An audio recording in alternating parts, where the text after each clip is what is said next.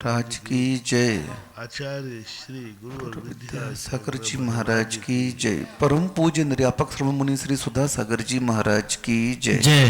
परम पूज्य महासागर जी महाराज की जय। आचार्य संघ की जय। जब व्यक्ति के मन में हीन भावना आती है तो ऐसा लगता है कि सब लोग मुझे शोषण करना चाह रहे हैं, सब मेरा मिसयूज कर रहे हैं, ऐसा दिखता है। वहीं ये दृष्टि बन जाए कि मैं सारी दुनिया को अपने लिए भोग रहा हूँ, सारी दुनिया मेरे लिए है, तो लगने लग जाता है कि मैं मालिक हूँ। अपना प्रसंग चल रहा है, कर्म ने मुझे बांधा या कर्म को मैंने बांधा। ये 9 कर्म मेरा पिंड नहीं छोड़ रहे हैं कि मैं इनका नहीं छोड़ रहा हूँ। दुनिया मुझे देख रही है या मैं देख रहा हूँ। दुनिया मेरे संबंध में क्या विचारती मुझे पता नहीं है, लेकिन दुनिया की बातें हम विचारते हैं, हमें पता है। दुनिया हमारे संबंध में सोच ही नहीं रही, हम सोच रहे हैं दुनिया के संबंध में। जब दुनिया के संबंध में हम सोचेंगे तो हमारी ही भूल मानी जाएगी। दुनिया कोई हमारे संबंध में नहीं सोच रहा, भगवान भी नहीं सोच रहे। भगवान के संबंध में हम जितना सोचते हैं, भगवान अपने संबंध में नहीं सोचते। गुरु के संबंध में हम जितना सोचते हैं, गुरु हमारे संबंध में नहीं सोचते। दुनिया के लोगों में हमें पता चलता है लोग क्या कहेंगे, कोई कुछ नहीं कहता है। किसी को कहाँ पड़ी है कि तुमसे कोई कुछ कहे, कुछ को कहाँ पड़ी। लेकिन अपन को एक भय लगता है, मैंने ऐसा किया तो लोग क्या कहेंगे। लोग कहते भाई मुझे कुछ नहीं कहना है, मुझे पता कहाँ है, खबर क्या है, तुम क्या कर रहे हो। लेकिन एक अपने मन में हो, चोर की दाढ़ी में तिनका वाली बात हो जाती है। हमने चोरी की है तो इसका अर्थ है कि हमारे मन में संदेह होगा कि हमने चोरी की है। शरणक पुराण में यही कथा आई है कि बहुत दिन से चोर नहीं पकड़ा जा रहा था, तो अभय कुमार ने कहा कि पिताजी 1 मिनट में पकड़ लूँगा। बोले कैसे पकड़ोगे, सभा बुलाई गई।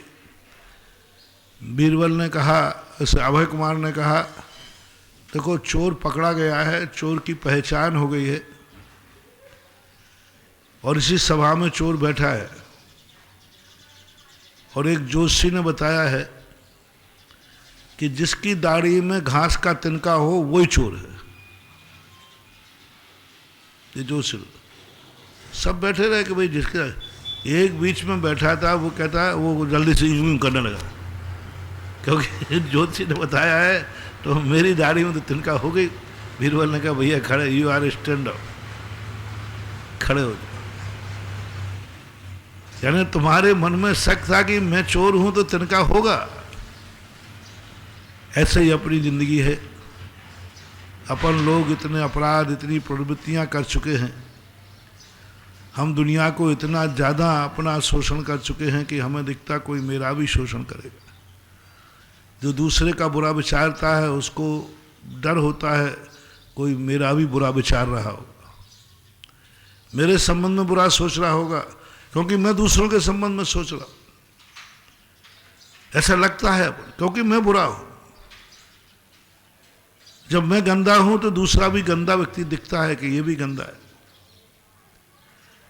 एक बार एक कमेटी व्यक्ति ने कहा, बोले महाराज जी ये कमेटी में बहुत घोटाला है कपड़ा। मैंने कहा, मैंने कमेटी में घोटाला हो ही नहीं सकता, कभी में हो ही नहीं सकता।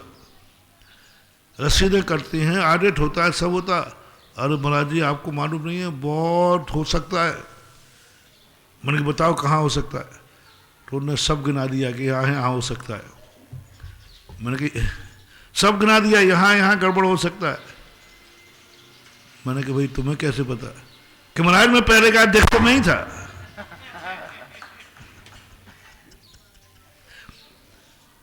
यानी उसने ये कबूल कर लिया कि मैंने यहाँ यहाँ गड़बड़ की। कभी कभी होता है महानुभाव, हमें लगता है कि हम दूसरों की बुराई कर रहे हैं और सामने वाले के सामने हम उसको दृष्टि में गिरा देंगे। लेकिन अच्छा ज्ञानी व्यक्ति के सामने जब किसी की बुराई करो ना, तो जिसकी बुराई कर रहे हैं वो गिरे या ना गिरे, वो समझ जाता है कि ये व्यक्ति जरूर खतरनाक है। अच्छे लोग जो नीतिज्ञ लोग होते हैं, उनके सामने कभी अपन किसी की शिकायत लेके जाओ, वो उसके संबंध में गलत धारणा बनाएंगे नहीं, वो कहेंगे इसमें जरूर एक खोट है, दोष है। और अपन समझते मैं तो दूसरे की बुराई करके आया हूं, दूसरे की बुराई करके नहीं आए हो, तुम बुरा होके आए हो, बुरा होके आए, तुमने जरूर कुछ ना कुछ गड़बड़ की, वो सामने वाला समझ लेगा। किसी ने कहा कि महाराज मैंने देखा है कि इसने 1 मिनट की सामायिक नहीं की। चलो अभी गुरुजी से कहता हूं महाराज जी इसने 1 मिनट की सामायिक नहीं की, तो मैं कहता बता मैं बिल्कुल पूरी सामायिक में देखता रहा। इसका अर्थ है तुमने भी सामायिक नहीं की। अपन शिकायत करने गए और स्वयं की शिकायत हो गई।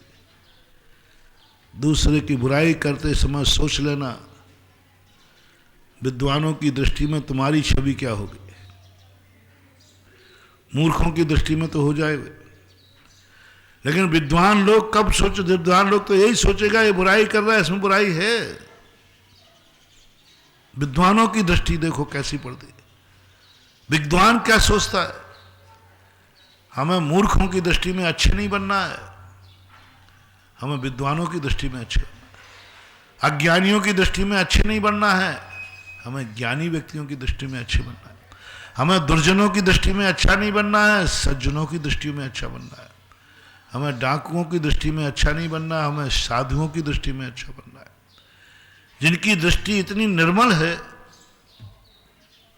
कि उनको कभी दुनिया में बुरा दिखता ही नहीं, उनकी दृष्टि में यदि हम बस गए तो हमारा बहुत बड़ा काम हो। लेकिन अपन लोग तो बस परमुखी हैं। जिन जिन दोषों को हम पर में देख रहे हैं, थोड़ा सा चिंतन करना, वह दोष तुम्हारे अंदर कहीं ना कहीं छुपा है। तुम उसको दोष में भागीदार हो। कई बार तो अपने दोष ढांकने के लिए दूसरों के दोष निकाले जाते हैं, अपने दोष ढांक। तो ऐसा हमारे मन में भाव आता है। हमें उस समय सावधान रहना है कि मेरी जिंदगी, मैं अपनी जिंदगी को खुद ही दुखदाई बनाता जा रहा हूं। मैं खुद अपनी जिंदगी को बुरा बनता जा रहा हूं। मुझे थोड़ा सा पलटना पड़ेगा, क्योंकि सारी दुनिया ने मुझे नहीं बांधा है, मैंने दुनिया को बांधा है। जैसे ये मालूम हुआ कि सारी दुनिया ने मुझे बांध लिया है, आप दीनहीन बन जाओ, क्योंकि आप बंधे। और अनादिकाल से कर्मों के अधीन यही तो हो रहा है। कर्मों ने मुझे बांध लिया है, कर्म मुझे बांध रहे हैं।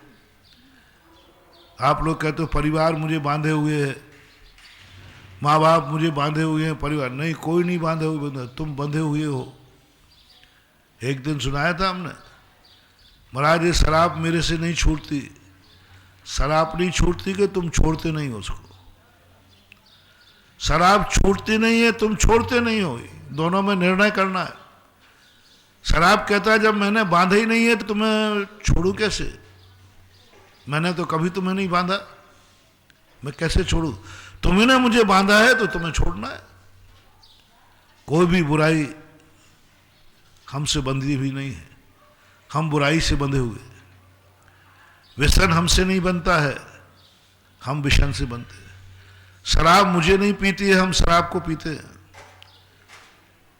सिगरेट तुम्हें नहीं पीती है, तुम सिगरेट को पीते हो।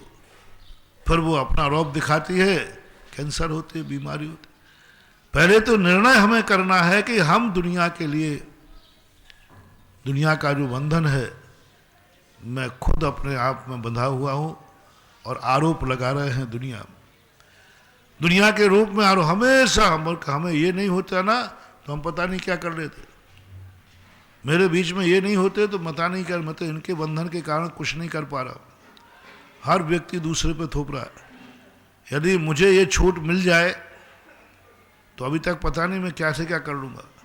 तो बांध किसने रखा है, छुट्टे तो हो। रोक के एक वो सासू थी ना, वो प्रतिदिन क्या करती थी, बहू से झगड़ा करके घर दरवाजे के बाहर बैठ जाते थे। बहू बेचारी प्रतिदिन मना लेती थी साधु के हाथ पैर करके, माँ जी ये गलती हो गई, क्षमा करो, अंदर चलो रोटी लाओ। अब ये बहू सासू को तो आदत पड़ गई। आज बहू की सहेली ने कहा कि देखो भाई मेरी सासू के परेशान है, प्रतिदिन जाके दरवाजे पे बैठ जाती, चार लोग बुराई करते, सब समझते बहू बेकार है। तो उसकी सहेली ने सलाह दी कि तुम ऐसा करना, आज वो बाहर बैठे तो तुम मनाने जाना ही मत। अब तो मना के तो जिंदगी निकाल दी तुमने, और इसलिए तो उनकी आदत बिगड़ गई है। इसलिए आदत बिगड़, क्योंकि वो जानती है कि मैं बाहर बैठूंगी वो मनाने आ जाएगी। आज तुम मनाने मत जाना।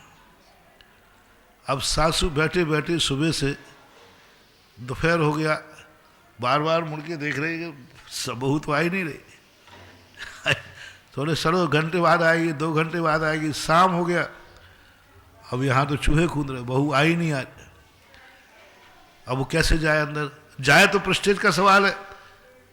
अब कभी कभी क्या होता है, अपन गलती कर लेते हैं, फिर बाद में उसको पीछे हटने में ईगो बन जाता है, और बड़े लोगों में ज़्यादा होता है। अब कैसे जाए। तो शाम को जो बछड़ी होती है ना, गाय बैठे बछड़ी आती है, तो एक बछड़ी आ रही थी उसके घर में, तो बछड़ी की पूंछ पकड़ ली और चिल्ला दिया, मैं तो चाहे मर जाती तो नहीं आती, ये बछड़ी पकड़ के लाई मुझे, ये बछड़ी पकड़ लाई, नहीं तो मैं तो मर जाती, इस घर में कदम नहीं रखती। अब बोलो बंधु, बछड़ी पकड़ के लाई, ईगो पॉइंट। ये बछड़ी ने पकड़ा, बाकी नहीं तो मैं तो अभी तक तो चाहे कुछ भी हो जाता। ये कोई सासू की कहानी नहीं है, हमारी और तुम्हारी कहानी है। अपन लोग ऐसे ही युगो बनाए फिरते हैं। ये मेरे बीच में बात है कि हमेशा एक ही बहाना है, क्यों नहीं, वो तो ये परेशान कर रहा है, नहीं तो हम तो कर लेते, ये परेशानी है, नहीं तो मैं तो कर लेता। मंदिर क्यों नहीं, अरे महाराज जी हमारे पास पैसा नहीं, हम तो बना लेते। तीर्थ यात्रा क्यों नहीं जा रहे, महाराज जी आप समझो बात को, मैं परेशान हूँ, गरीब हूँ, जाऊंगा तो घर क्या खाएगा पिएगा। इसलिए हर चीज में एक बहाना अपन ने रोक के रखा है। कोई कार्य करना नहीं है तो हमने बहाना बनाया, ये नहीं है इसलिए नहीं। विद्यार्थी बहाना बन लेते, क्या पढ़ूं, हमारे लिए फलाना कंप्यूटर नहीं है। माँ बाप से बदमाश बच्चे कहते साहब, वो जानते माँ बाप ला नहीं पाएंगे कंप्यूटर, साहब कंप्यूटर नहीं इसलिए नहीं पढ़ पा रहा, कोई ना कोई बहाना। और ये बहाना ही हमारी जिंदगी की सबसे बड़ी कमजोरी होती है। और ईगो पॉइंट हमारी जिंदगी का इतना खतरनाक है कि हमें बछड़ी की पूंछ पकड़ के फिर अंदर आना पड़ता है। इसलिए पहले ही सोच लेते कि हम क्यों नाटक करें बाहर बैठने का, क्यों बहू की बदनामी करें। और वो बाहर इसलिए बैठती थी कि सबको पता चले कि मेरी बहू कितनी दुष्टन है,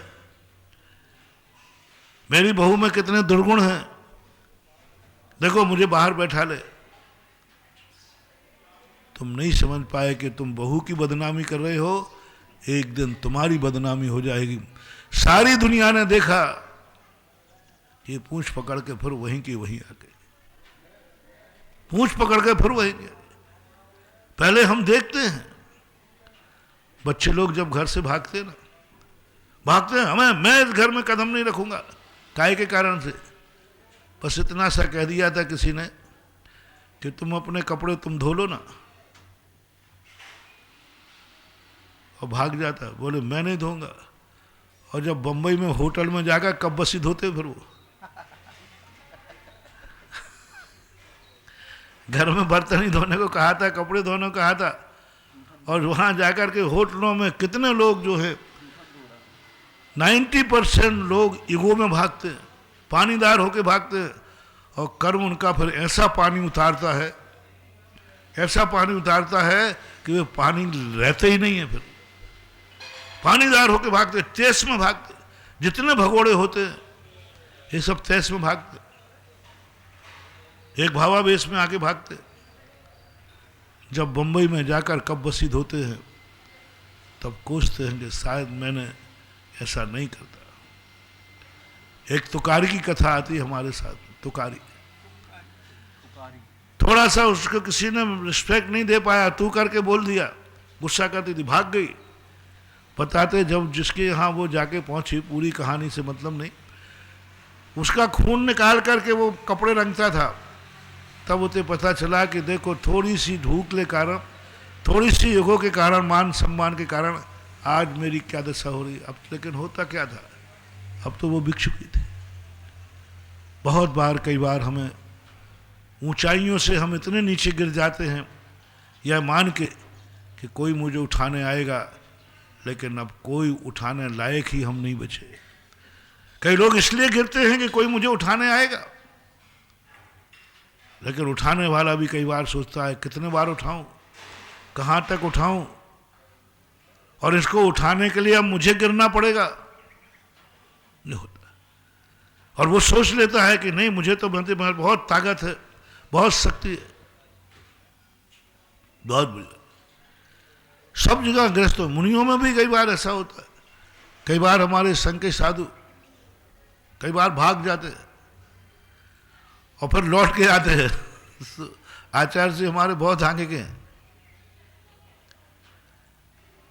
गया था तो आया क्यों, और आना था तो गया क्यों।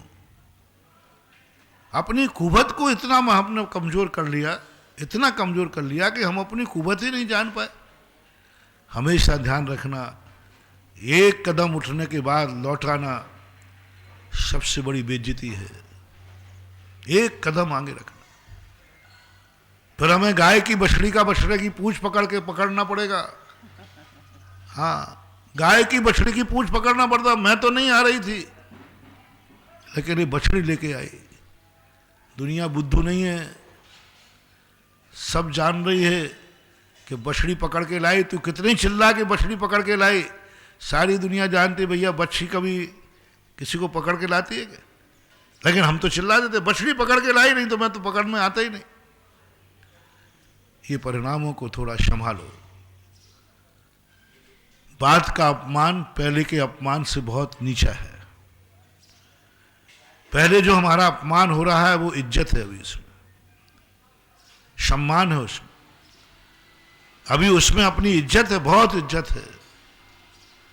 लेकिन बाद में जब हम लौटेंगे तो फिर पूरी बेइज्जती है, कुछ भी नहीं बचेगा, कुछ भी नहीं बचेगा। मस्तक भी नहीं उठा पाओगे, आंख उठा के नहीं जी पाओगे। और पहले हम थोड़ा सा सहन कर लें तो ज्यादा बेइज्जती नहीं होती। थोड़ा सहन ही करना, थोड़ा मान कसाय को ठेस लगती है, लेकिन बाद में तो मान ही क्या, स्वाभिमान भी खत्म हो जाता है। फिर स्वाभिमान रहते ही नहीं। इसलिए हमारी ये आरोप कि संसार ने मुझे पकड़ रखा है, ये बहानेबाजी बंद करो। ये नौकर्मों ने मुझे पकड़ रखा है, ये बहानेबाजी बंद करो। बहुत एक व्यक्ति दीक्षा, महाराज जी मुझे दीक्षा लेना, लेकिन मैं क्या करूं, परिवार वालों ने जबरदस्ती मेरी शादी तय कर दी, अब वो तो करनी पड़ेगी। मैंने क्यों? बोले महाराज बारात आने वाली है। तो मैंने कहा इससे क्या फर्क पड़ता है। तो महाराज अब तो करनी पड़ेगी, शादी तय हो चुकी है, कार्ड छप चुके, अब कैसे भागो। मैंने कुछ नहीं करना, यार बारात लग रही हो तुम केस लॉन्च शुरू कर देना, कुछ बोलना वालना कुछ नहीं। उधर बारात लग रही हो, सब करो, तुम केस लॉन्च चालू कर देना। और केस लॉन्च रूपी मुंडे से कोई शादी नहीं करेगा, बारात लौट जाएगी, तुम्हारा काम बन जाएगा। हम खुद नहीं चाहते हैं, हम चाहते हैं कि महाराज की दृष्टि में भी हम उठ जाएं कि हम दीक्षा लेना चाहते हैं, लेकिन ये परिवार वाले नहीं लेने देना चाहते। हम चाहते। एक व्यक्ति ने कहा, बोले महाराज जी आपकी बहुत बड़ी गलती है, बहुत बड़ी गलती है। मैंने क्या गलती? बोले आप मेरे नगर में 5-7 साल बाद आए, आप 5 साल पहले नहीं आए, आपकी बहुत गलती, आपको मैं माफ नहीं करूंगा, क्षमा नहीं करूंगा आपको। मैंने कहा भैया गलती क्या हुई, 5-6 साल बाद आए पहले। बोले महाराज जी सुनो, आपका अपराध अक्षम अपराध है। आज जो आप प्रवचन दे रहे हो और ऐसा भाव आ रहा है कि मैं अभी दीक्षा ले लूं, मैं संसार में फंस गया हूं, अब ज्ञान हुआ। आपके प्रवचन सुनकर मुझे ऐसा ज्ञान हो रहा, अनुभव में आ रहा कि मैं फंस गया, गलत मार्ग पे आ गया। इतनी निंदा की उसने। महाराज जी आपके प्रवचन सुनते सुनते मैं रो पड़ता हूं, उतनी ग्लानि हो रही कि मैं कहाँ का संसार में फंस गया। और अब आप दीक्षा दोगे नहीं, आपके गुरु दीक्षा देंगे नहीं, क्योंकि मैंने तो गृहस्थी बसा ली। इसलिए महाराज जी बहुत पसंद आपको मैं मामले, आप पे इतना गुस्सा आ रहा है कि पूछो ही मत महाराज।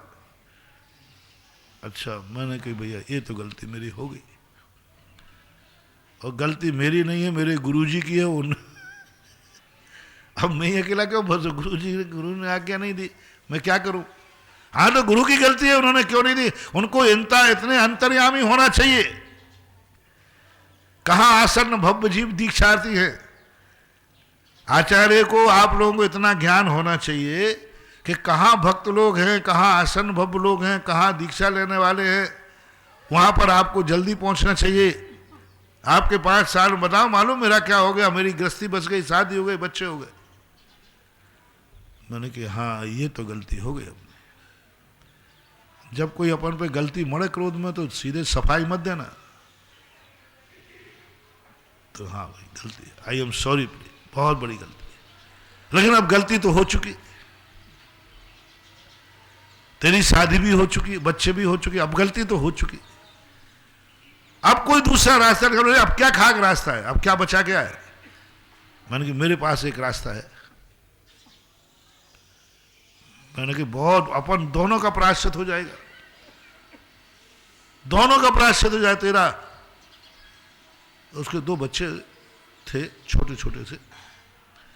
मैंने कहा तुम एक नियम ले लो, अब तुम्हें तो सच्चा ज्ञान हो गया ना।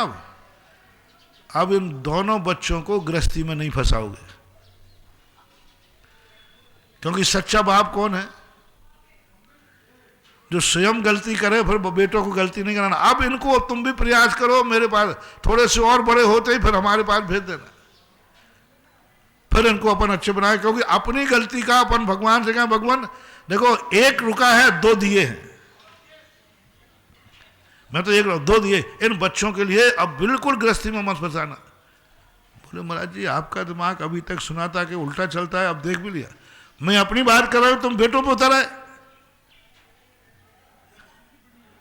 बेटों को नहीं बनाना, मुझे बनाना है। मैंने क्यों बहाने बनाता है। कौन दुनिया की ताकत है जो हमें रोक सके, कौन दुनिया की ताकत है जो मुझे फंसा सके। हमारे अंदर में खुद कोई नीयत छुपी है, और हम गुरु की दृष्टि में उठना चाहते। मैं तो दीक्षा लेना चाहता था, लेकिन क्या करूं, फंस गया। मैं गृहस्थी में फंस गया, नहीं तो मैं तो दीक्षा लेता। ये सब बहाने हैं बंधु, कुछ नहीं है। यदि हमारी अंतर चेतना से होती तो हम बेटे को नहीं फंसाते। कितने लोग हैं जो गृहस्थी में से आज कहते हैं हमसे महाराज आप पहले आ जाते। राजस्थान में खूब लोग कहते हैं हाँ तो बहुत बहानेबाज हो, महाराज पहले आते तो पक्का है हम इस संसार में फंसते ही नहीं। अरे भाई तुम नहीं फंसते तो ये तो हो गई गलती, कम से कम बेटों को तो मत फंसाओ, बेटियों को तो मत फंसाओ, इनको तो निकालो मोक्ष मार्ग पर। तुम लेट हो गए, तुम्हारे लिए गुरु बाद में मिले, अब तो तुझे गुरु मिल गए। अब बेटे से कहने की हिम्मत करो, बेटा मैंने तो गलती कर दी, तुम मत करना। देखो बेटा अब तुम गृहस्थी में मत फंसना, तुम गृहस्थी में मत फंसना, तुम इस जंजाल में मत फंसना। मैंने फंस के देख लिया है, तुम मत करना। इतनी हिम्मत तो करो।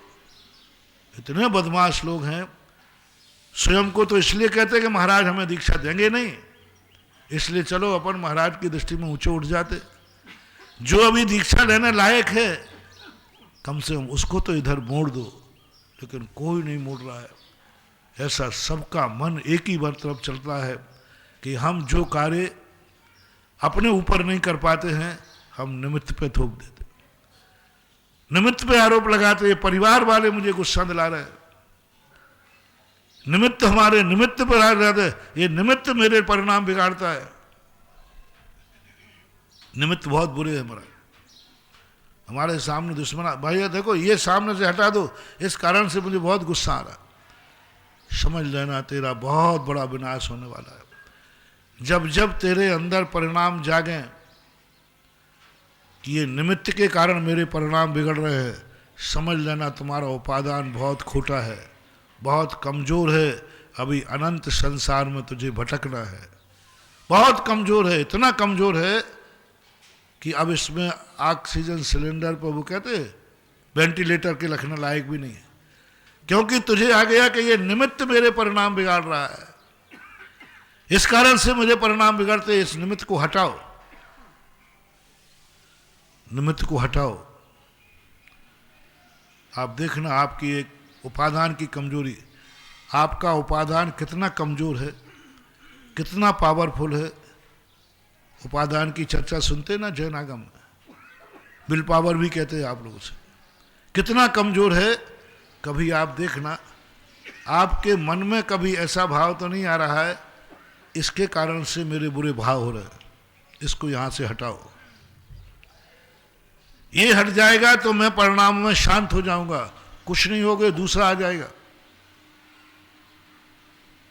दूसरा मिला लोगे तुम। तुम्हारी तो आदत है राग द्वेष करने की, वो हटा देंगे, दूसरे से करोगे, तीसरे से करोगे, चौथे से करोगे, तुम राग द्वेष करते रहोगे, क्योंकि तुम्हारा उपादान कमजोर है। और अच्छे अच्छे लोगों में ये गंदी आदत होती है, बड़े बड़े उम्र वालों में, बड़े बड़े विद्वानों में, बड़े बड़े त्यागी वृत्ति मुनिराजों में ये गंदी आदत होती है। इसके कारण से मेरे परिणाम बिगड़ रहे हैं, इसके कारण से हम इस प्रकार का कार्य नहीं कर पा रहे। बंधु बहुत गंदी आदत है, हम समय सार में प्रवेश करने जा रहे हैं, इस गंदी आदत को छोड़ना पड़ेगा। समय सार में प्रवेश करने के पहले आप कुन कुन पूछेंगे, तेरे सामने जो निमित्त आते हैं उससे तुम्हें कैसा लगता है? महाराज मेरे बुरे निमित्त आते, मेरे बुरे परिणाम होते हैं। कुन कुन स्वामी कहते जा तू समय सार के लायक नहीं है। समय सार में भर्ती होने वाला कहता है निमित्त मेरे परिणाम नहीं बिगाड़ सकता है, मैं निमित्त को देखकर मैं बिगड़ रहा हूं, मेरे परिणाम मैं खुद बिगाड़ रहा हूं। निमित्त क्या करेगा बेचारा? निमित्त में कोई ताकत नहीं होती बंधु, हम निमित्त को देखकर परिणाम बिगाड़ते हैं। दुश्मन मेरे सामने आया, उसने मुझे क्रोध दिलाया है कि मैंने उसको देखकर क्रोध किया है, मेरी भूल, मेरी भूल है। जब जब तुम्हें कोई निमित्त ऐसा बने और तुम्हारे परिणाम ऐसे बन जाए, समझ लेना तुम समय सार को पढ़ तो लोगे लेकिन समझ नहीं पाओगे। और जिस दिन तुम्हारे अंदर ये भाव आ जाएगा कोई निमित्त नहीं है ऐसा जो मेरे परिणाम बिगाड़ सके, मैं खुद बिगड़ूंगा तब बिगड़ूंगा, मैंने खुद बिगड़ा हूं तब बिगड़ा हूं, निमित्त क्या करेगा? ये मेरे लिए क्या कर पाएंगे कोई निमित्त?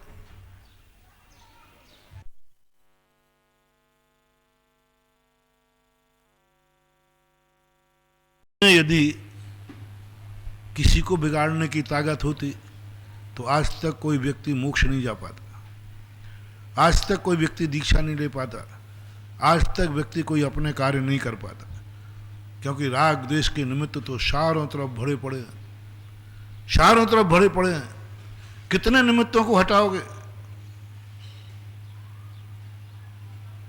एक व्यक्ति ने प्रवचन सुनने के बाद वैराग हो गया, स्वाध्याय करने के बाद वैराग हो गया, और क्या पढ़ा? ये सब परिवार वाले राग द्वेष पैदा करते हैं, ये लोग मोह पैदा करते हैं, ये सब करते हैं। घर जाके कहता है सब लोग निकल जाओ घर से,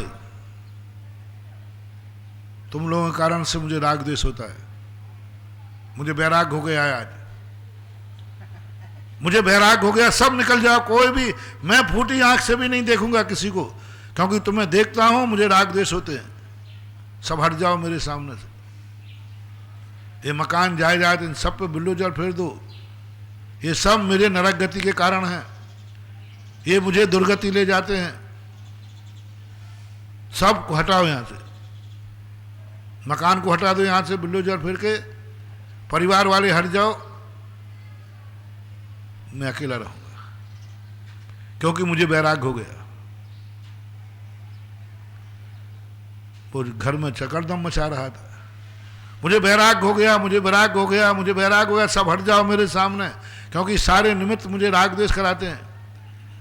इतने में गुरुजी आए, बोले क्या कर रहा है? गुरुजी हमें बैराग हो गया है, आप ही ने प्रवचन में कहा ये सब बेड़ियां हैं, ये सब करें, सब हटाएं, इसको हटाओ। इसके मैंने हटा रहा हूं। गुरुजी कहते हैं यदि तुझे बैराग हो गया है तो इन सबको हटाने की अपेक्षा स्वयं हट जाओ। नेमिनाथ को बैराग हुआ तो सारी बारात को हटाया कि स्वयं हट गए? जितने दीक्षार्थी हुए सब दीक्षा लेने वालों ने किसी को नहीं हटाया, किसी को नहीं हटाया, स्वयं हट गए, स्वयं हट गए और हट करके कल्याण कर लिया, क्योंकि वो समझ गए कि ये निमित्त मुझे नहीं फंसाए हुए हैं, हम निमित्तों में फंसे हुए हैं। ये निमित्त मुझे नहीं बांधे हुए हैं, हम निमित्तों में बंधे हैं। ये मुझे राग द्वेष नहीं करा रहे हैं, मैं राग द्वेष कर रहा हूं, मुझे हटना पड़ेगा,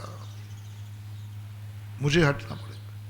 अपनी आत्मा को शुद्ध करना है, अपनी आत्मा को समयसारी बनाना है, तो हमें निमित्त को अकिंचित कर मानना पड़ेगा। निमित्त कुछ नहीं करेगा, मेरा उपादान जो है वह होगा। कर्म की क्या औकात जो मुझे बांध लेंगे? कर्म की क्या औकात जो मुझे बांध लेंगे? पुद्गल कर्म में बंधुओं बंधने की योग्यता है, बांधने की योग्यता नहीं है। चार द्रव्य तो ना तो बनते हैं ना बांधते हैं। पुद्गल कर्म बंधता है, बांधता कभी नहीं है। और बांधता है तो अपने सजाति को बांधता है। पुद्गल कर्म में कभी भी जीव में बंधने की ताकत नहीं होती। जीव से बंधने के लिए राग द्वेष चाहिए, उसमें राग द्वेष है नहीं। पुद्गल में स्निग्ध और रूक्ष होते हैं जिनसे बंध होता है, और स्निग्ध रूक्ष जीव को नहीं बांधते, पुद्गल से पुद्गल बनता है। स्निग्ध रूक्ष जो गुण है वह अपनी जाति को बांधता है, जीव को कभी आज तक कोई पुद्गल ने नहीं बांधा, कोई पुद्गल नहीं बांधता है, बांधने की शक्ति नहीं उसमें, इसलिए वो जड़ है, इसलिए वो अचेतन है, इसलिए वो पूर्ण गलन होता है, क्योंकि आज तक किसी पुद्गल ने किसी को बांधा नहीं, उनमें योग्यता ही नहीं। धूल में बंधने की ताकत नहीं होती, बांधने की ताकत नहीं होती है, क्योंकि धूल के पास तेल है ही नहीं। तेल तो हमारे शरीर पर लगा हुआ है, धूल आकर चिपकती है। धूल में तेल है वो आके चिपक जाए ऐसा नहीं, धूल में तेल होता ही नहीं है, होगा तो वो उड़ेगी नहीं। और अपन कहते हैं धूल मेरे से आके चिपक गई, धूल कहती मेरे में चिपकने की ताकत नहीं, चिपकाने का माल तो तुम्हारे पास है। कर्म रूप प्रमाण कराने की योग्यता किसी पुद्गल में नहीं। पूरा सिद्धांत पुजवर कुंद वीरसेन स्वामी ने धवला की 14वीं पुस्तक पूरी इसी वर्गणाओं में भरी पड़ी है, पूरी पुस्तक में भरा पड़ा, लेकिन आज तक कोई पुद्गल ने किसी जीव को बांधा नहीं, क्योंकि बांधने की ताकत ही नहीं है। और अपन क्या कह रहे हैं कि कर्मों ने मुझे बांध लिया है, कर्म मुझे बांध रहे हैं, कर्म मुझे लुला रहे हैं, कर्म मुझे संसार में भटका रहे हैं। ये मिथ्या धारणा जब तक बनी रहेगी हमारा विल पावर कभी नहीं जागेगा, हम कभी कल्याण नहीं कर पाएंगे, क्योंकि हमारी जिंदगी का हर सुख दुख पुद्गल के हाथ में है, हमारी जिंदगी की हर खुशी कर्मों के हाथ में है। मेरा हर कुछ हमने पहले ही कह दिया, मैं क्या कर सकता हूँ? हंसो ना, नहीं मेरे कहाँ कर्म किस्मत है, मेरे कर्मों में हंसना कहाँ लिखा है? तुम्हारी जिंदगी कर्म के हाथ में। एक बात भी ऐसी नहीं है जो तुम बिना कर्म के कर सको, तुम्हारा कल्याण कभी नहीं होगा। और कुंद स्वामी कहते हैं कि नहीं, ये निर्णय करो, निमित्त ने मुझे नहीं बांधा है, निमित्त से मैं बंधा हूं, और आज मैं इस निमित्त को छोड़ता हूं। घर वालों ने मुझे नहीं बांधा है, घर से मैं बंधा हूं, आज मैं घर को छोड़ता हूं। माँ बाप मुझे नहीं बांध सकते हैं, मैं माँ बाप से बंधा हूं, मैं छोड़ता हूं। धन दौलत मुझे नहीं बांध सकता, मैं धन दौलत से बंधा हूं, मैं छोड़ता हूं। तुरंत आपको छोड़ने का मालिक बनोगे तुम। बस इतना सा आप अंतर कर लो, कर्म ने मुझे नहीं बांधा है, कर्म को मैंने बांधा है। बस ज्यादा नहीं करना। थोड़े से मैं नौकर से मालिक बना रहा हूं, बस कोई ज्यादा परिवर्तन मत करो। निमित्त मुझे नहीं भटका रहा है, मैं निमित्तों के पीछे भाग रहा हूं। ये कर्म मुझे नहीं रुला रहे हैं, कर्म की आड़ में मैं खुद रो रहा हूं। एकदम निर्णय करो, कोई निमित्त मुझे गुस्सा नहीं दिला सकता। आ जाए सारे संसार की दुनिया के दुश्मन बन के, कह दो एक बार, है किसी की मजाल जो मुझे क्रोध दिला दे? क्रोध दिला दे। बड़े बड़े 8 दिन तक कमठ पारसनाथ को क्रोध दिलाने के लिए गालियां देता रहा कि भगवान को क्रोध आ जाए। भगवान कहते तेरी क्या मजाल जो मुझे क्रोध दिला दे। 8 दिन तक नहीं दिला पाया क्रोध में। क्या कर लिया उस निमित्त ने? राग उत्पन्न करने वाले हजारों निमित्त आ जाएं। रामचंद्र जी की पूर्व पत्नी सीता भी अपना भेष धारण करके आ गई, रामचंद्र जी को नहीं हिला पाई, सुदर्शन को नहीं हिला पाई। हमारे खुद अंदर रागान्वित होने की शक्ति हो, नियत भरी पड़ी है। हम खुद निमित्तों की राह में आकर के निमित्त के अधीन होना चाहते, गुलाम होना चाहते, और आरोप दे रहे हैं दूसरों के ऊपर। धीरे धीरे अभ्यास शुरू करो। कोई निमित्त मुझे रागी द्वेषी नहीं बनाएगा, और मैं निमित्त को। इसकी परीक्षा कैसे है? प्रतिकूल निमित्तों के बीच में रहो। कबीर ने कहा तुम्हें समता भाव है, निंदकों के बीच में रहो, निंदक नीरे राखिए। मेरे में समता भाव है कि नहीं? जब जब तुम अपने अनुकूल लोगों के बीच में रहोगे, आपकी समता की परीक्षा नहीं है, क्योंकि आपके पास चारों तरफ की अनुकूलताएं हैं, सब तरफ की फव्वारा है, कोई कमी नहीं है। आप कभी नहीं परख पाओगे कि तुम्हारी उपादान शक्ति कितनी है। तुम्हारी उपादान शक्ति जब है जब सब लोग प्रतिकूल हो, इतने प्रतिकूल हो, इतने प्रतिकूल हो। क्षमा की पूजा में आपके यहां लिखा है कि आप क्षमाधारी हैं, क्षमा धर्म आपके पास है। कैसा लिखा? घर ते निकारे तन बिदारे। घर किसका है? तुम्हारा। और निकारा, निकलो यहां से। तन बिदारे, बहुत मारपीट कर रहे हैं, उसके बावजूद भी तुम्हें क्षमा भाव बना रहे तो बहुत बड़ी।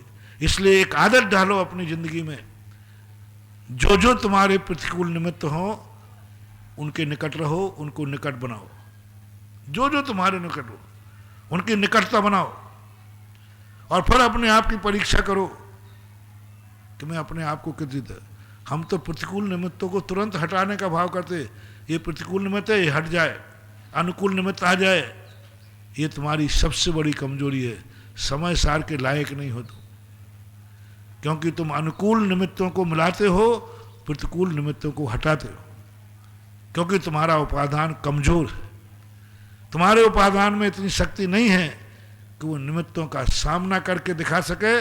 आ जाओ, कितने निमित्त देना है, दे दो। गालियां कितनी देना है, मेरे में क्रोध आने वाला नहीं। आ जाओ, तुम मेरा क्या बिगाड़ पाओगे? बिगाड़ना बिगाड़ो, क्या बिगाड़ोगे? प्राण ही लोगे, ले लो प्राण। मेरा रत्नत्र पूज्यवर कार्तिकेय स्वामी ने बहुत अच्छा उदाहरण दिया।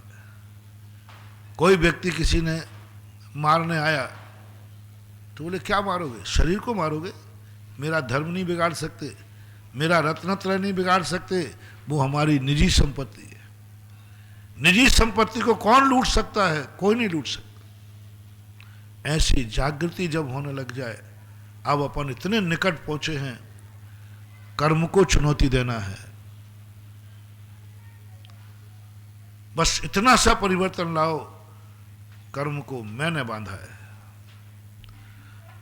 और मैंने कल कहा था, बंधने वाले से बांधने वाला बड़ा होता है। कर्म ने मुझे बांधा है, कर्म बड़ा है, तुम छोटे हो, कभी छुटकारा नहीं पा पाओगे। कर्म ने तुमने कर्म को बांधा है, तुम बड़े हो, कर्म छोटा है, कभी भी छूट जाएगा। अब छोड़ना नहीं छोड़ना हमारे हाथ में है ना। कर्म ने मुझे बांधा है, अब मेरा छूटना किसके हाथ में है? क्योंकि उसने बांधा है। वो जब छोड़ेगा तब छूटोगे, वो जब छूटेगा तब छूटोगे। उसके मन में भाव आएगा, कृपा हो जाएगी तो छोड़ देगा, नहीं तो बंधे रहोगे। अब थोड़ा सा भाव उल्टा कर लो, देखना, बहुत बड़ी छोटे सा टिप्स दे रहा हूं। कर्म ने मुझे बांधा है, हमारी सब कुछ पराधीन हो गया। हमारा मोक्ष पराधीन, हमारा मंदिर पराधीन, हमारा जाप पराधीन, हमारा मुनि बन, सब कुछ पराधीन। कर्म, कर्म का उदय है, क्या करें? बहुत सारे लोग यही कहते हैं, महाराज हमारे कर्म का उदय है, चारित्र मोहिनी कर्म का उदय। आजकल समाज भार पढ़ने वाले जहाँ एक और स्वतंत्रता की चर्चा करते हैं, उनसे कहो कि भैया तुम त्यागी क्यों नहीं? बोले महाराज मेरा चारित्र मोहिनी कर्म का उदय है, चारित्र मोहिनी कर्म मुझे त्याग नहीं लेने देता। ओहो, कर्म के गुलाम। एक और तो कह रहा है एक द्रव दूसरे द्रव का कुछ नहीं करता, और जब त्याग की बात आई तो कहते चारित्र मोहिनी कर्म मुझे व्रत नहीं लेने देता। चारित्र मोहिनी कर्म के उदय, हाँ, और चारित्र तो हमें व्रत नहीं लेने दे रहा है, चारित्र मोहिनी कर्म, क्योंकि ये बाधक बना हुआ बीच में। चारित्र मोहे बस लेस न संयम पैसुर ना, महाराज जी इसलिए मैं चारित्र नहीं ले रहा हूं। मैंने कहा अरे मूर्ख भाई, कर्म जड़ है, उसमें क्या ताकत है जो तुम्हें रोक लेवे? तुम तो चैतन्य ज्ञान घन स्वरूपी हो, तुम तो अनंत शक्तिमान हो, तुम्हें कौन रोक सकता है? एक बार ये अंदर की हुक आना चाहिए। भेद विज्ञान लोग पूछते हैं क्या है? लोग पूछते हैं कि वो उपादान शक्ति की अनुभूति क्या है? लोग पूछते हैं महाराज जी हमें वो उपादान शक्ति का आनंद लाओ, महाराज हमारे लिए वो आनंद लाओ जो आनंद वस्तु स्वतंत्रता का है, वो ही दिला रहा हूं। मात्र एक तुम्हें करना, कोई निमित्त मेरा कुछ नहीं बिगाड़ पाएगा, क्योंकि मेरा उपादान निमित्त से पावरफुल है। इसके लिए तैयारी कैसे करूं? दुनिया से, दुनिया ने मुझे नहीं बांधा है, मैंने दुनिया को बांधा है। कर्म ने मुझे नहीं बांधा है, कर्म को मैंने बांधा है। यही जाप देना शुरू करो, ध्यान करना शुरू करो। कर्म ने मुझे नहीं बांधा है, कर्म ने मुझे बांधा है।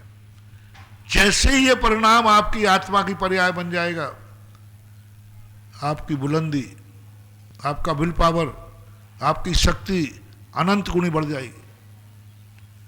अभी तक तो मैं समझ रहा था कि मैं कर्म ने मुझे बांधा है, आज गुरु कृपा से मुझे मंत्र मिला कि कर्मों को मैंने बांधा है। और जब मैंने बांधा है, अब कर्मों से छुट्टी पाने का निर्णय किसको करना है? स्वयं को। चाबी किसके पास है? मेरे पास। बांधा किसने? मैंने। मैं बांधूंगा, जब चाहे छोड़ दूंगा, जब चाहे छोड़ दूंगा। कुंद कुंद स्वामी के वचन है, रत्तो बंदरी कम्मम जीवो मुंचति विराग संपन्नो। तू मात्र अकेला इतना भर कर ले कि मैंने कर्मों को बांधा है। हे कर्म, तू आंख उठा के मत देखना, मैं जेलर हूं, तू जेली है।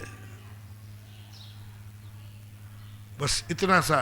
जो उपादान प्रधानी होते ना, सम्यक दृष्टि, समय सार के अनुसार कुछ नहीं करते, बस उनको पलटी खिला देते हैं। मैं तेरा बांधने वाला हूं, मैं जेलर हूं, तू जेली है। अब जेली जेलर को बांधता है या जेलर जेली को बांधता है? कर्म जेली है और मेरी आत्मा, मैं जेलर हूं। मैंने कर्मों को बांधा है। अब बोलो क्या दशा हो रही है आज उल्टी? जेलर को जेली बांध देते और आग लगा देते हैं। एक जेल में जेलियों ने मिलकर जेलर को आग लगा दी बांध के। देखो जेलियों की क्या हुकूमत बढ़ गई।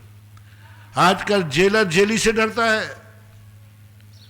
3 बार पूछने जाता है जेलियों से, क्यों साहब किसी प्रकार का कष्ट तो नहीं है, क्योंकि जेली शिकायत कर दें तो जेलर की नौकरी चली जाए।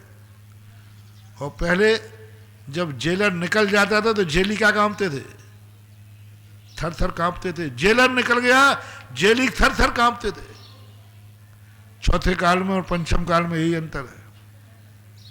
चौथे काल में जब उपादान प्रधानी सम्यक दृष्टि एक बार सामायिक में बैठ जाए, एक बार नमोकार मंत्र की माला पढ़ ले, एक बार पूजा, ये कर्म थर थर कांपते हैं, थर थर कांपते हैं। एक बार उसने आवाज लगाई, ए कर्म, कर्म बहुत परेशान कर रहा था, कर्म बहुत बीमार कर रहा था, कर्म बहुत दुखी दे रहा था। सम्यक दृष्टि ने कहा, हे कर्म, औकात में रहे, तू जड़ है, मैं चेतन हूं, औकात में रहे। इतना कहने मात्र से कर्मों की लड़ियां टूट पड़ती थी, कर्मों की लड़ियां टूट पड़ती थी। एक बार फटकार तो लगाओ। कल्याण मंदिर स्तोत्र में लिखा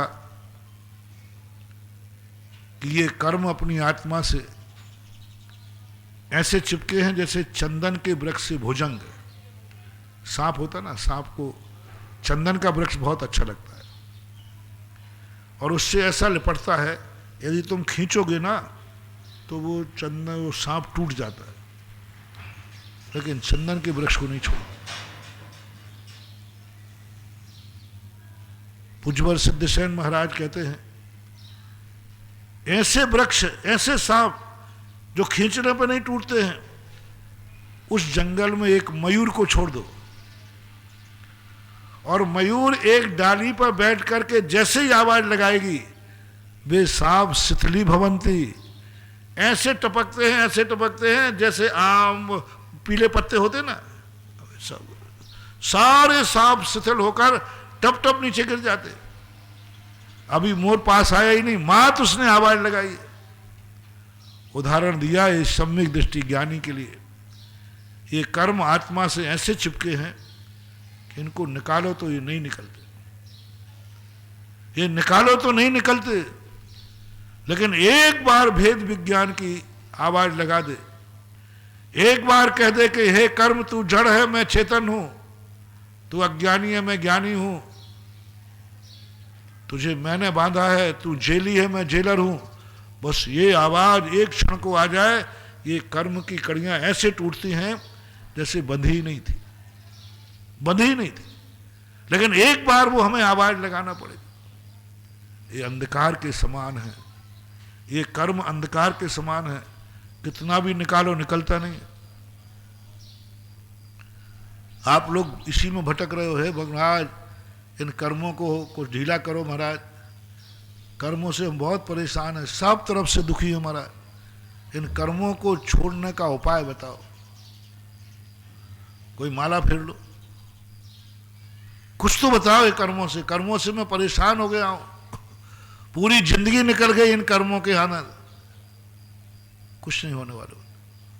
कर्म भुजंग है, ये छोड़ेंगे नहीं। एक नई बहू आई हुई थी, तो सासू ने बाहर जा रही थी वंदना करने के लिए गई। बहू से कहा, देख बहू, आज तक मेरे घर में कभी अंधेरा नहीं हुआ, आज तक मेरे घर में अंधेरे ने प्रवेश नहीं किया। दिन में सूरज का प्रकाश रहता है, सूर्य डूबते ही नहीं है उसके पहले ही हमारे यहां दीपक जल जाता है। हमारे घर में कभी अंधेरा नहीं हुआ, प्रवेश नहीं किया। बेटी ध्यान रखना, मैं वंदना को जा रही हूं। वो चली गई। बहू के मन में एक ही भाव था कि अंधेरा प्रवेश नहीं करना चाहिए। सीधी सादी बहू थी, पढ़ी लिखी बहू थी, अनुभवशील नहीं थी, शब्दों का अर्थ जानती थी कि अंधेरे ने आज तक कभी प्रवेश नहीं किया। अब वो जैसे ही शाम हुई, उसने जल्दी किवाड़ बंद कर लिए। किवाड़ बंद कर दिया जिससे अंधेरा प्रवेश, तो जैसे ही किवाड़ बंद किया अंधेरा और हो गया। अब उसने डंडा उठाया और डंडा उठाते जैसे जैसे जिस कोने में अंधेरा दिखे और डंडे से मारे, उस अंधेरे को मार मार मार मार करके अंधेरा तो भगा नहीं, डंडा टूट गया और हाथ सूज गए, हाथों में फौले पड़ गए। बहू आए, सासू आई, बोले बेटी ये क्या है? बोले माँ जी ये अंधेरा तो बहुत बेशरम है, अंधेरा बहुत बेशरम है, ये तो भगने का नाम नहीं लेता, देखो कितने डंडे तोड़ दिए मैंने, किवाड़ बंद कर दिए, हाथों में फौले पड़ गए, ये अंधेरा तो भागने का नाम नहीं ले रहा है। बहुत जबरदस्त है माँ जी, ये आपसे ही मानेगा। माँ ने कहा अरे बावली, डंडे से अंधेरा नहीं भगता है, भय किवाड़ बंद करने से अंधेरा नहीं भगता है। एक माचिस की काड़ी लाई और जलाई, बोले देख ले अब किस कोने में अंधेरा है, किस कोने में अंधेरा है। ऐसे ही हम इन कर्मों को भगाने की चेष्टा कर रहे हैं। हर व्यक्ति एक ही प्रयास कर रहा है, कर्म मेरे जीवन से हट जाए, नहीं हटेंगे बंधुओं, ये बहुत जबरदस्त है। इनको मात्र छोटा सा प्रयास करना है, छोटा सा प्रयास करना, एक माचिस की काड़ी जलाना सीखना है, एक सम्यक दर्शन ज्ञान की काड़ी जलाना सीखना है। वो काड़ी यदि जल गई अंधेरा भाग जाए। बस तुम्हें इतनी सी काड़ी जलाओ, तुम अनंत अनंत काल तक भी कर्मों के सामने गिड़गिड़ाते रहना, इन कर्मों को दया आने वाली नहीं है। बस एक बार तुम इन कर्मों के मालिक बन जाओ, एक बार तुम ये बन जाओ कि मैंने कर्मों को बांधा है। बस आज 24 घंटे इसका चिंतन करना। सुबह उठ करके शायद आपका सीना 56 इंच का मिलेगा, तुम्हारी आंख में आंसू आना बंद हो जाएगा। बोले किसके लिए रो रहा हूं, मैं तो आज बड़ा अज्ञानता में पड़ा था, ये कर्म मुझे बांधे हुए। आज मुझे पता चला कि मैं तो जेलर हूं, कर्म को बांधने वाला हूं। आज के बाद ये कर्म मेरे अनुसार नाचेंगे। सम्यक दृष्टि जो वास्तविक समय सार में उतर जाता है,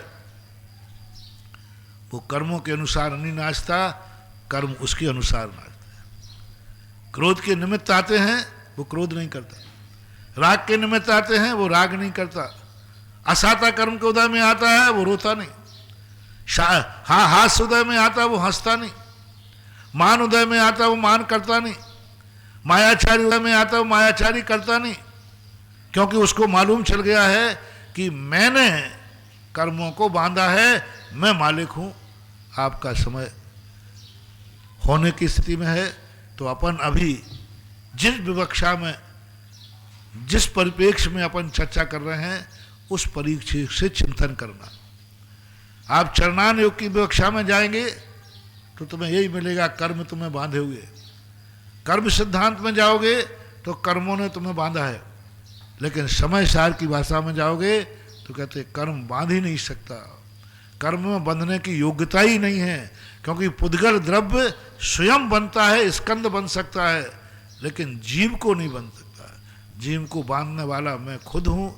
ऐसी परिणति यदि हमारे जीवन में जाग जाए तो अपन, ये अभी 8 कर्मों की बेड़ियाँ हैं, देखना अपन एक एक कर्म के कितने अधीन हो गए हैं, और एक एक कर्म को अपन को पछाड़ना है, और एक एक कर्म में हम क्या चिंतन कर रहे हैं और हमें क्या चिंतन करना है। महावीर भगवान की परम उपकारी निर्यापक क्षमाण मुनि पुंगव श्री सुधासागर जी महाराज की जय। सभी जिनवाणी स्तुति के लिए। जिनवाणी के ज्ञान ते सुजे लोकालोक सोवाणी मस्तक नमो सदा दे उड़ो। हे जिनवाणी भारती तो जपो दिन रहे, जो तेरा शरणा गया सो पावे सुख चैन। देव भजु अरियंत को गुरु सेवा निर्गन, दया धर्म पालो सदा यही मोक्ष का पंथ।